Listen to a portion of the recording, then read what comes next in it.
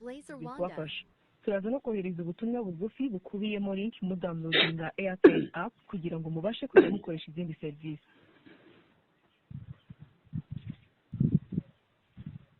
Kaze Airtel Rwanda. Yaramutse neza. Mwaramutse. Turavugana na Samira, turavugana n'abandi.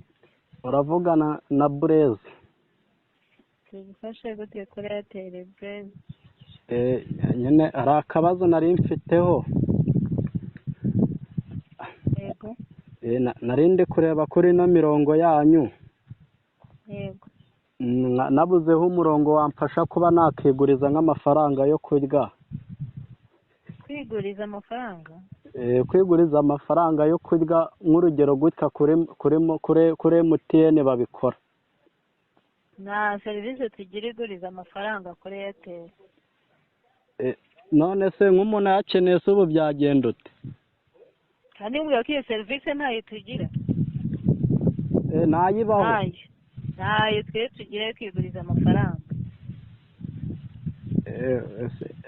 Iya amayinite se buriya nta kuntu umuntu yayaguza akayavunjisha. Kuyavunjisha gute? Narebyeho kuri ino mirongo mbonaho kwiguriza amayinite. Mbashije kuba nayiguriza nta buryo umuntu yayakoresha yahahisha. Ariko se ibibazo rero uri kubaza ntabwo bibaho kuri Airtel.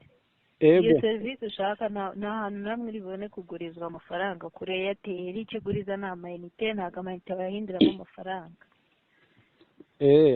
Ni icyo kibazo nari mfite cyonyine, nari nkeneye amafaranga yo kwiguriza nk'uko kuri MTN babikora unyuze kuri la konti yabo bita. Ntabyo kuri Airtel.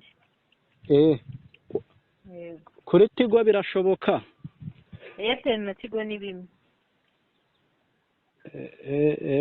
Sawa murakoze. Urakoze nawe guhamagara Airtel, gira umunsi mwiza.